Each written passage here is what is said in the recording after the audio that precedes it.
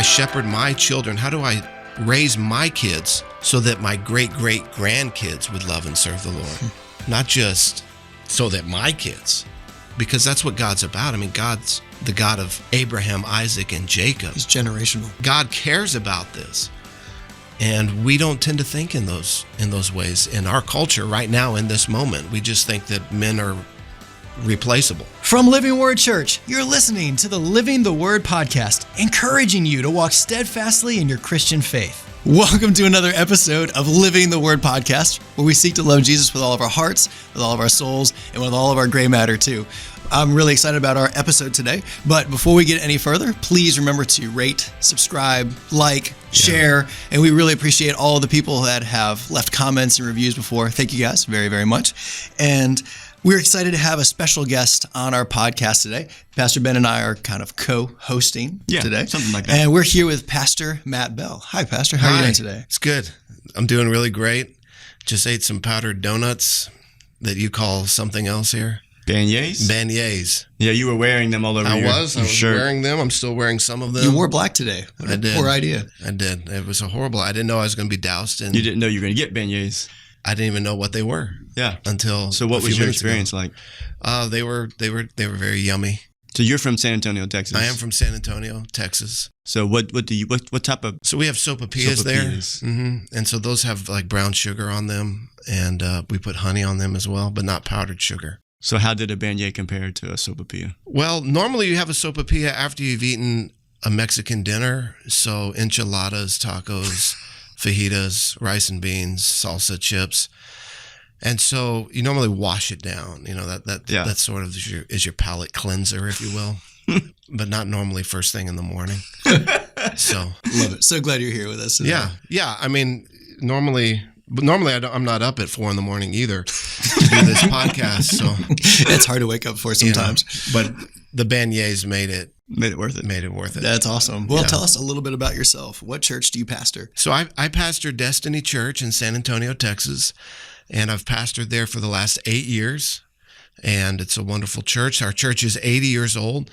It was founded by my great-grandfather in 1941. So this year will be 81, I guess, or 82. I lose track of how old we are. You know, when you're 82, you kind of lose track. But yeah, so founded by my great-grandfather during World War II and pastored by my grandfather. And he was the pastor when I was growing up there at the church. And then my dad pastored until 2012. And then I took over in 2014. Wow, that's a legacy. It is a legacy. Wow, that's wonderful. Yes, Dominic. That's so cool. Thank you. Yeah, it'll tell us a little bit about your family.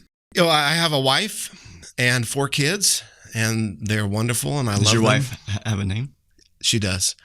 And my kids also have names.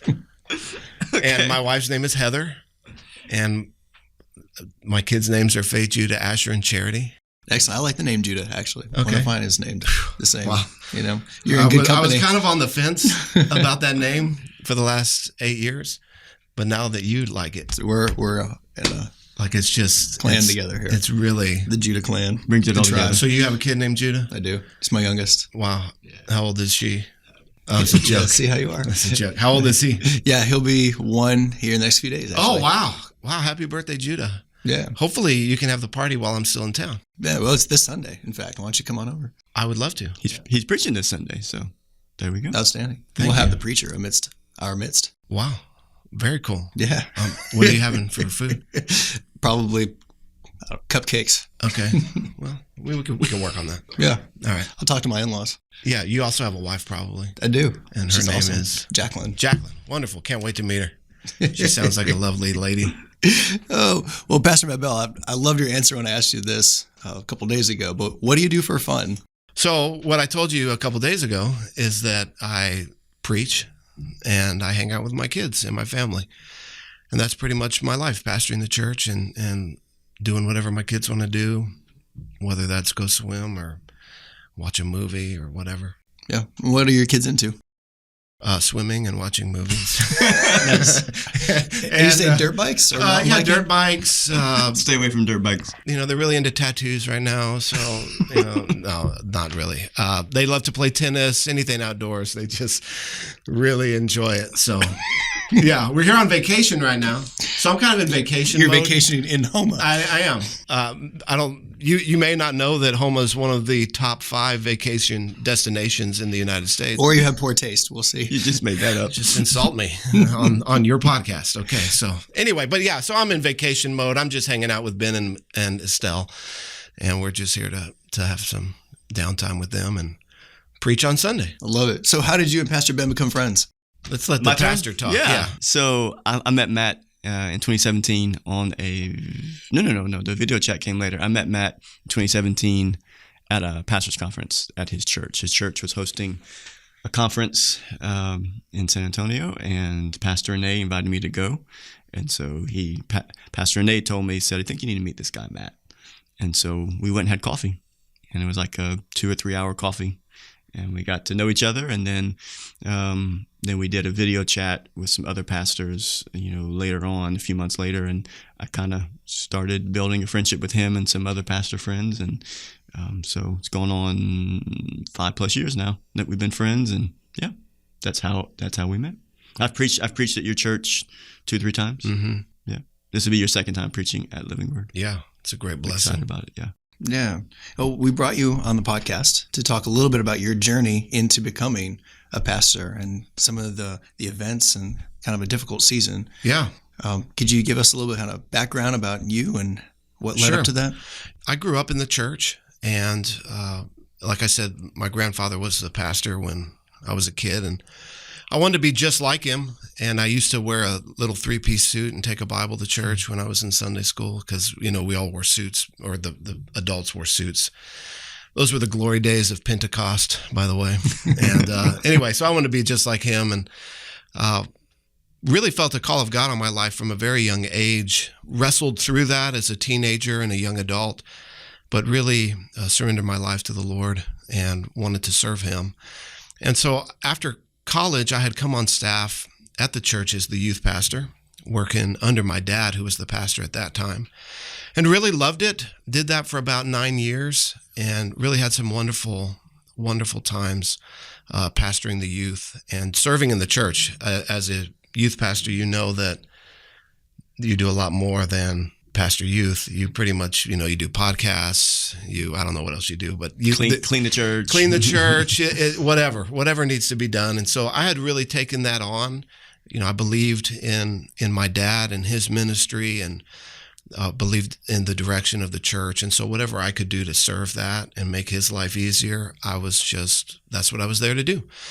And I hadn't really ever thought about pastoring, the lead pastor role, because my dad was there. He was young, and he would probably pastor till he was 80, which would have made me 50, no, 60.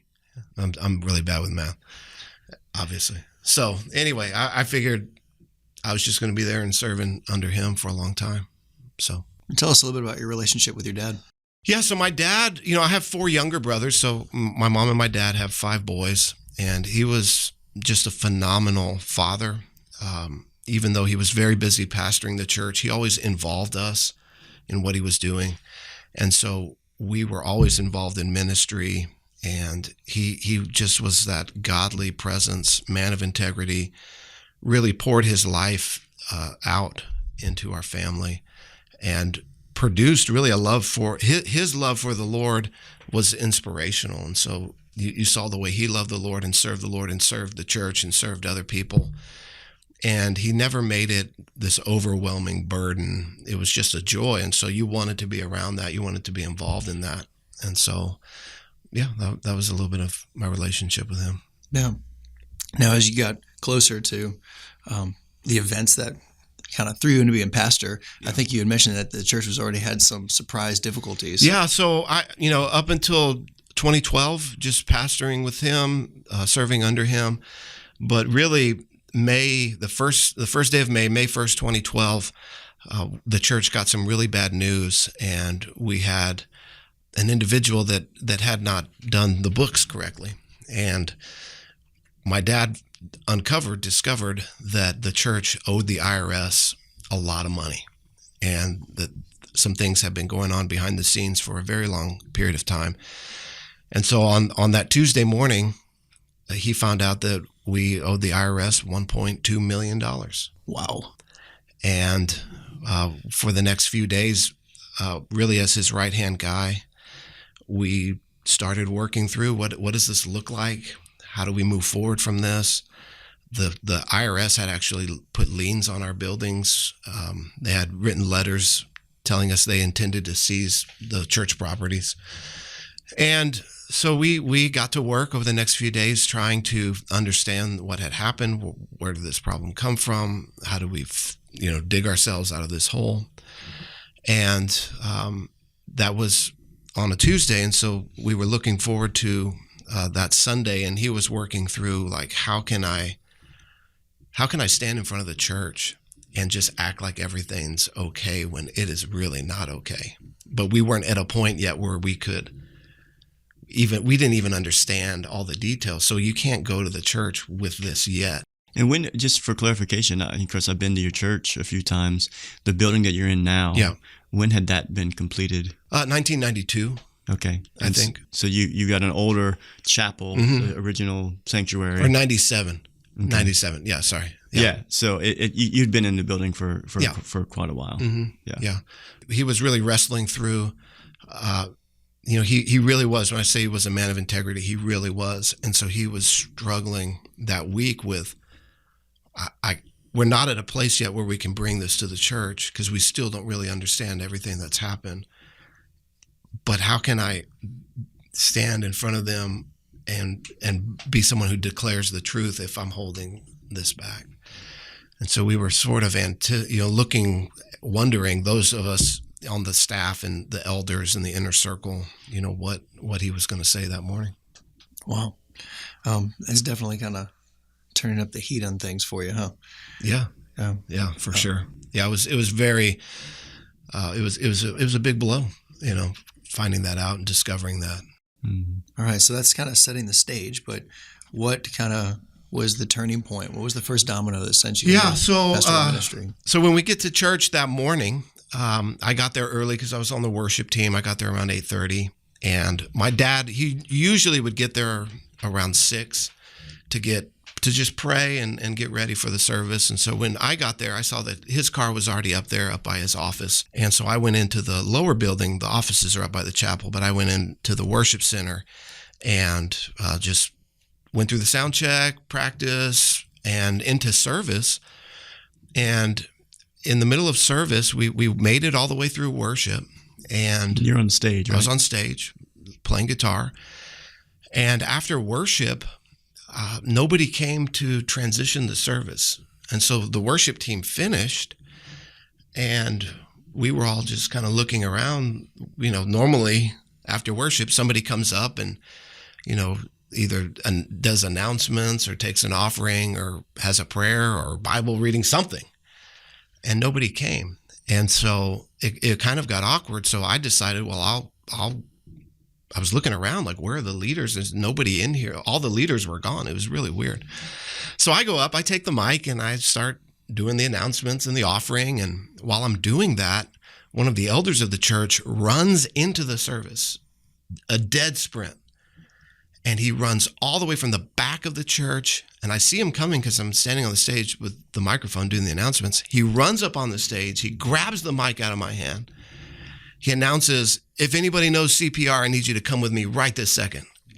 He hands me the mic or drops the mic and runs out the side of the building. And I'm like, well, why don't we pray for whoever this individual is that needs CPR? And so we start praying, and everyone's just very much engaged in lifting up and praying. And I'm looking around like, certainly somebody's going to come and, I'm just the youth pastor. I'm the lowly youth pastor. Where are the elders? Where are the leaders? Where's my dad? Somebody should come and take over this. And nobody comes. And so finally I decide, well, I better go figure out what's going on. And so I see one of our missionaries there, a man named Ron Bishop, and he was in service that day. And I walked off. I said, I'm handing this over to you, and I'm going to go figure out what's going on. And I walked out of the service and looked up towards my dad's office, and there was just a group of people congregating around the office. I thought, that's weird. And so I walked up to his office, and I walked into the office. And as I walked in, I saw my dad laying there on the floor, and the young lady that knew CPR was there, and she was doing CPR on my dad, trying to resuscitate him. And my brothers were in there. I have, again, like I said, 4 younger brothers. Their wives were in there, and they were all very distraught, very upset. And I didn't realize or recognize that my brothers had found my dad during service, that he had actually passed away in his office chair. And when they discovered him, they thought he was maybe asleep. And so they tried to wake him up. He wouldn't wake up. They realized something wasn't right, so they called 911, and they were on the phone with EMS. And my brothers were actually doing CPR on my dad before the nurse from our church came. And we just started praying. We started praying for my dad. And I believe the Bible. I've grown up, love the Word of God. The Bible's taught at our church. And the Bible says, if anyone's sick, call the elders and pray for them, and God will heal them and raise them up. And so I called the elders. I said, get in here. We got to pray. We got to pray for my dad. And so we're in there and we're praying. And about that time, the EMS show up. And so I'm like, okay, great. EMS is here. Everything's going to be fine. They're going to take care of this situation. We're going to be okay. And so I've got a question. Yes. Sorry. Jump in. No. So I'm just trying to process what that would be like. So you're processing, you believe he's dead. No, I thought he was alive. I mean, I thought maybe he had a pulse. I didn't know what was going on. Okay. Yeah. So how long from the time you walked in and saw him until the paramedics showed up? It's all really foggy. I'd say maybe 5 minutes. Yeah. So in your mind, you think, there's still a chance. Sure. Yeah. I mean, I've been there for 5 minutes. The EMS shows up. I mean, right. maybe 2 minutes. Yeah. It was a short period of time. And so, they come in, they clear the space around him. The nurse gets off of him, and they literally took one look at him, and they said, "I'm sorry, there's nothing we can do." I said, "What do you mean there's nothing you can do? Like, this is my dad. I've watched TV. I know what you're supposed to do. Get the paddles out, start shocking him." Yeah. And they're like, "No, I'm sorry, there's nothing we can do." And at that point, I was a little bit upset, and so I told them, well, then get out of here. Get out of this office, because I only want people of faith in here, because we're gonna pray and God's gonna heal my dad. And they're like, oh, okay. So I kicked them out of the office. I got the elders.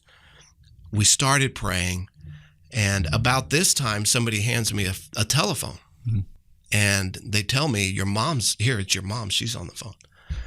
My mom was out of town that day. She was out 7 hours away speaking at a ladies' retreat. And I'm like, oh my goodness, it's my mom. And so there's tons of commotion in the office. My brothers are obviously distraught. Their wives are crying. And so I step out of his office into the chapel building, or into the chapel, to talk to my mom so I could hear her. And she says, hey, somebody said something's up with Dad. What's going on? He should be preaching right now. I said, no, he's gone. Dad's gone. She's, well, where did he go? I said, no, you don't understand. Dad's dead. She said, what do you mean he's dead? He's 57. He was playing tennis yesterday. He's in the best shape of his life. What do you mean he's dead? I said, I don't know.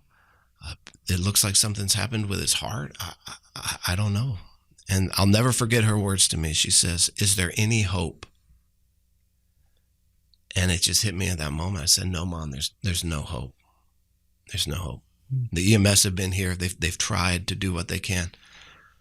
There's no hope. And so she said, okay, I'm getting in the car. I'm on my way. I'll be there as soon as I can.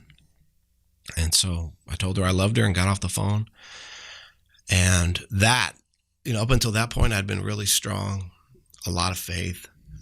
And when I talked to my mom and told her there was no hope, and really relayed the events, and it really hit me that what had happened.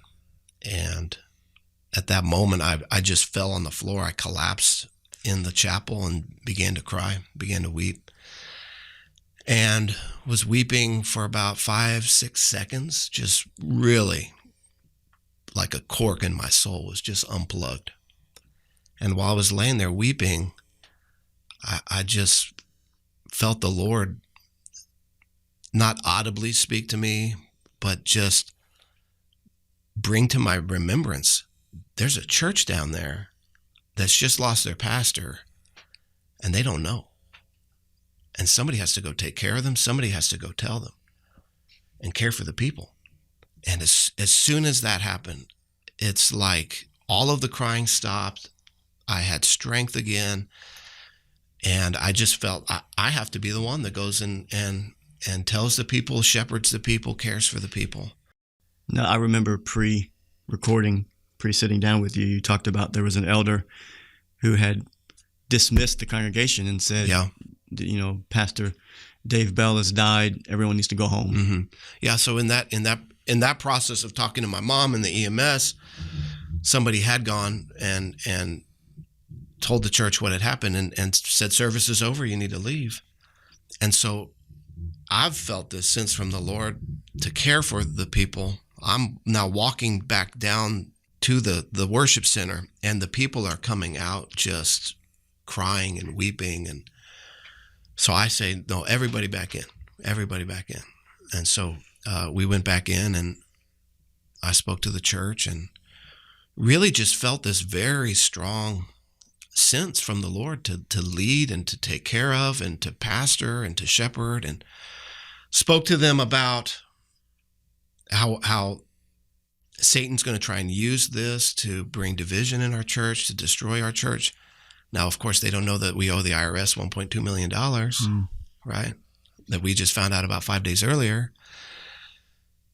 But I'm encouraging them to seek the Lord over the next few days, and that God is going to be with us and He's going to help us to make it through this. And invited one of the other elders up to come and pray for the church. And then the worship team came and just encouraged the church to minister to one another and pray for one another. About that time, I got called away by the police to go and do an interview. It's a crime scene. There's somebody dead.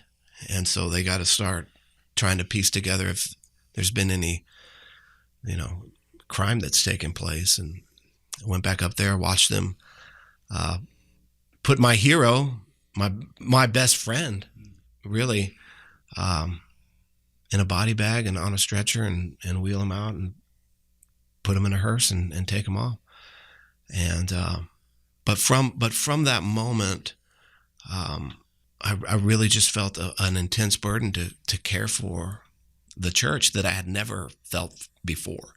It had always been to serve my dad, to serve the pastor and to serve the church, but really his vision, his direction, and all of a sudden I had a very strong gut on how things should go and what needs to happen. And it really came from that moment in that chapel when I was just pouring my heart out to the Lord. Yeah, so my dad was an incredible man. He wasn't just a father to us, he was a father to hundreds of other people. And even at his memorial service, when we had the viewing, the line out of the church stretched all the way from our chapel building down to our lower worship center and all the way around that. And people stood there for 3 hours just to be able to come and to pay their respects. And it was pouring rain too. So they stood there in the pouring rain. And so, as somebody who now is a father and has small children and talks to other people and sees other people and hears their stories about how they grew up, and I really recognize the importance of a father now like never before, and the difference that it makes.